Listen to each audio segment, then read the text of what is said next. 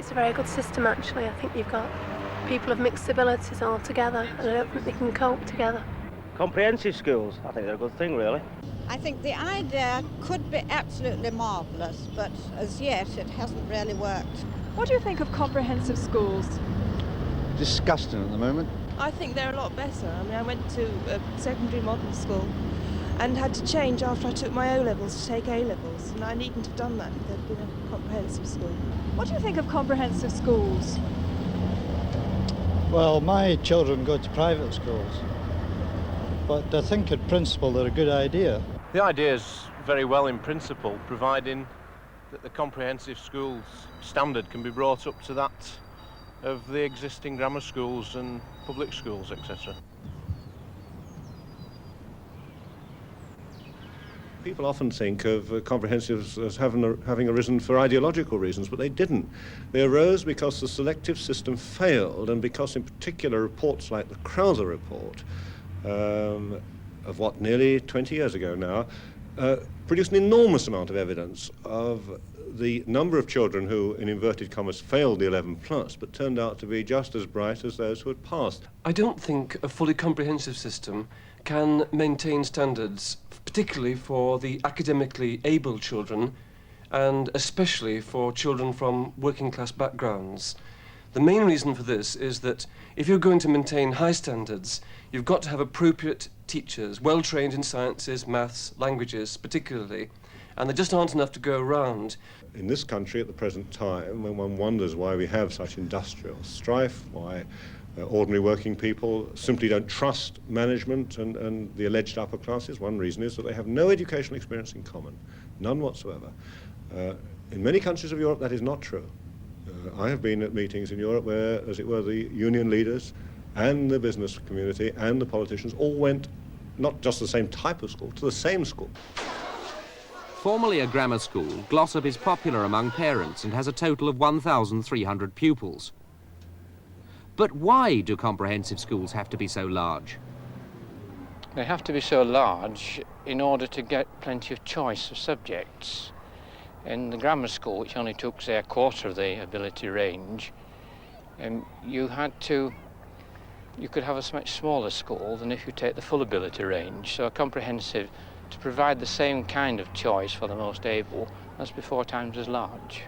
Isn't the shy, less confident child going to feel rather lost in such a big school? Yes, I think this can be so, unless the school organises properly to avoid this from happening. We have a system of breaking the school down into sections, and the children are allocated to a tutor for general purposes, and they keep this tutor for the whole of their career in school. This year marks probably the most important you've had in the school so far, and the milestone you've now reached is tremendously important to you personally. This tutor is with his 3rd year class. They have to decide what subjects to opt for in the next 2 years and whether to do GCE or CSE courses. And of course I am here to help you finalise your choice. Does your comprehensive offer all the subjects that would have been available in grammar schools and secondary modern schools? Yes, and we offer more besides. How do you choose from such a wide range of subjects? There isn't such a great range because there's a fairly established pattern in the country which we keep to, and then after that it really depends on those subjects which the staff I have are prepared to offer.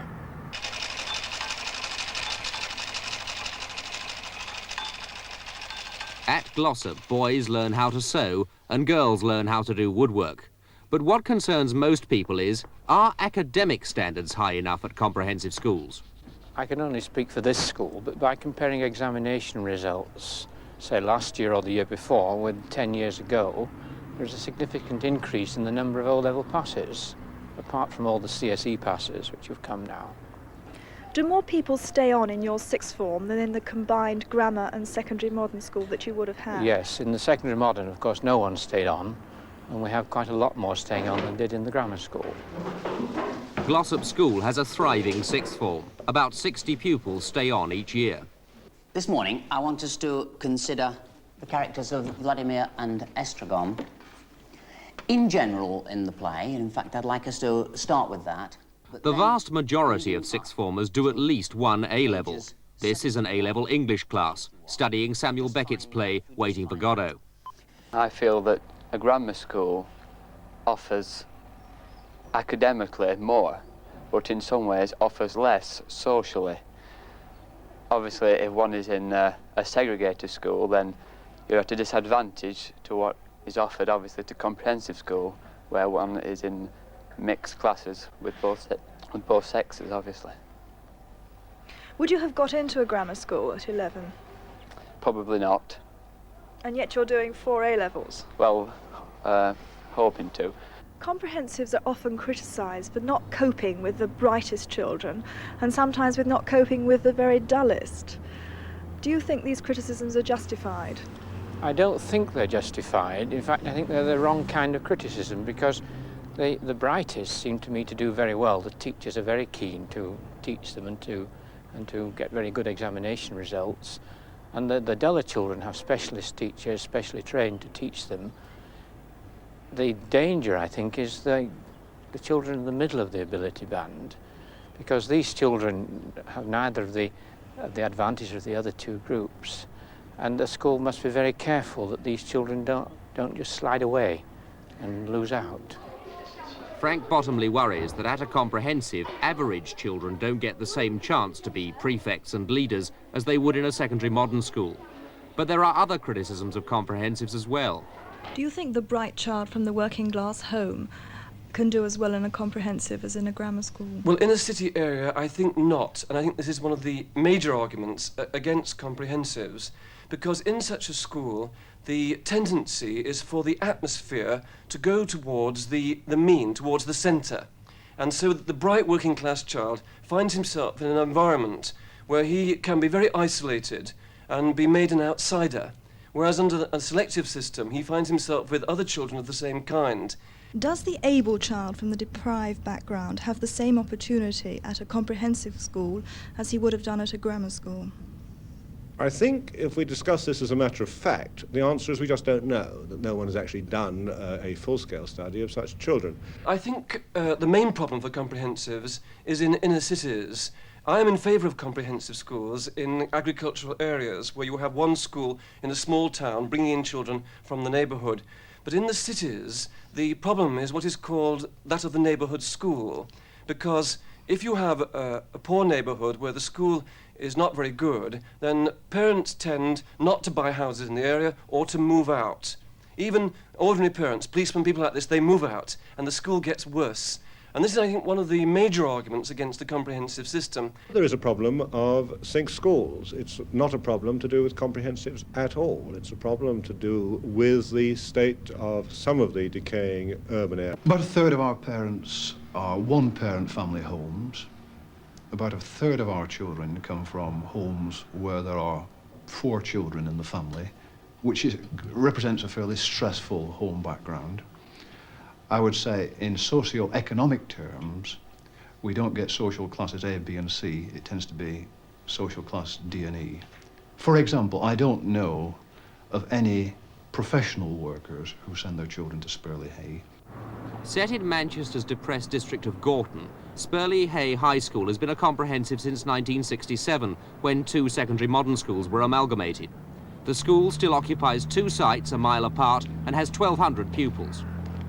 We get a disproportionate number of children who are well below the average IQ, average intelligence of the population. Why is that? Well, a variety of historical factors, I would say. The city of Manchester gave parents free choice of schools. When comprehension was introduced in '67, I think the more ambitious, caring parents would tend to send their children to schools which had been prestigious grammar schools. Again, we are on divided side. Again, we were 2 former secondary moderns without a 6th form.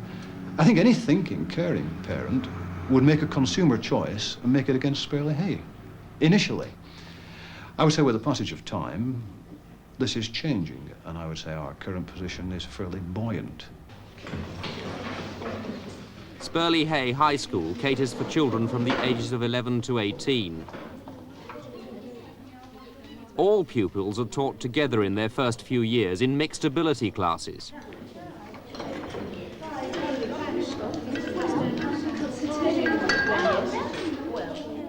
Each of these first formers is at a different stage on different experiments. I would say that the children at this school are rough, boisterous, aggressive, have many of the habits of the Stretford Road End and the Kippex Road End. Football is a religion in Manchester, you'll appreciate. But generally speaking, the children, I find, pay attention to their teachers. And things are improving at Spurley Hay. In its early years as a comprehensive, there was a lot of truancy, but now the attendance rate nears 90%. Many of the children who stay away do so with their parents' agreement. I think we suffer from the fact that the working class image of a school is that schools are them, as distinct from us. Many of my parents see the school in the same category as the rent collector, the hire purchase collector, the police, the people who order them about and tell them what to do. I don't think they look upon us as their school. We're not popular like a public house, for example, nor respected like a public school. We are them. I do everything I can to encourage parents to come into the school, to look upon us as allies, together working for the welfare of the children. But I'm not succeeding. What I would really like, although my colleagues may not welcome this, what I would really like is perhaps 20 pushing middle-class parents in each year who would be ringing me up and say, Johnny hasn't had any homework, or Fred hasn't had his maths book marked this week, who would keep me on my toes and who would keep my colleagues on their toes. What about the high flyers, the potential university entrants? Isn't there a danger that they'll be held back? Of course there is. I think we spend more time worrying about the high flyers and to keep the situations as open-ended as possible so that we meet the needs of these children.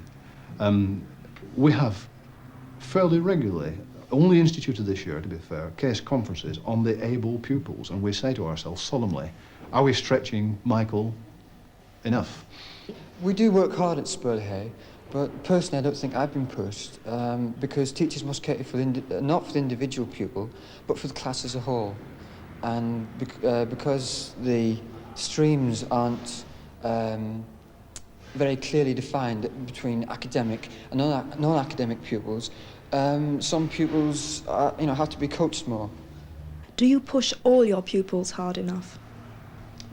I hope so. But I wouldn't like to swear on oath that we're succeeding in every case. Do you think you would have done better if you'd been at a grammar school? I think I would have done better academically. I might have 10 O-levels instead of 7, but you only need 5 for matriculation to university. So I've learnt a lot more about people in this school, and that's very important to me. What are your exam results like? Like a secondary modern schools.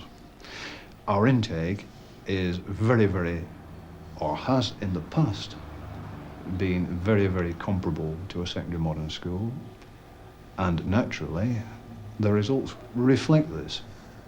The vast majority of the 200 pupils in the 5th form leave at 16. There are only 43 pupils in both the lower and upper 6ths, and only 22 are doing an A-level. But as the school has become more popular, more pupils are expected to stay on.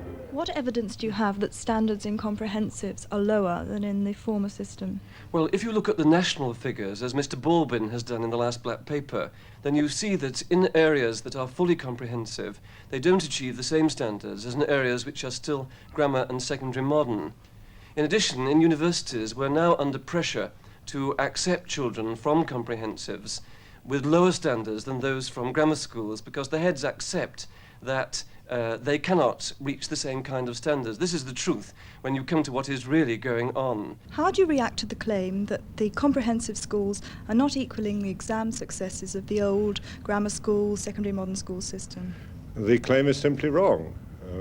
Various people have tried to establish that point for reasons which are not altogether obvious sometimes, and I regret to say, on the basis of what I've seen of their calculations, they simply haven't established the point at all for quite a number of reasons. I mean, their methods are simply incorrect methods. They don't properly take account of the extent to which the selective system creams the comprehensive. They take account to a limited extent, but to a very limited extent. They don't take account of any fact of whether the selective system has become more selective, which perhaps it has as it contracts. Would you be in favour of abolishing comprehensive schools altogether? No, far from it. I don't want to go back to the 11 plus because I think that was an unjust selective system. But I do think that we must have a variety of schools, particularly when children reach the age of 13 or 14. How could grammar schools and comprehensive schools exist side by side? Well, you mustn't have grammar schools in the same area as comprehensives. That is absurd, and it's quite wrong to call such schools comprehensive. They're secondary moderns. But what you should do is you should have some areas which are fully comprehensive and others which maintain the old grammar school tradition with selection at 13, perhaps, rather than at 11. It irritates me when I see the great educational debate being conducted in these terms, that we have comprehensive schools over a large area of the country and now is the time to come to assess them. In my view, you don't start to look at a school which has had such a radical transformation and ask pertinent questions until at least a dozen years have passed.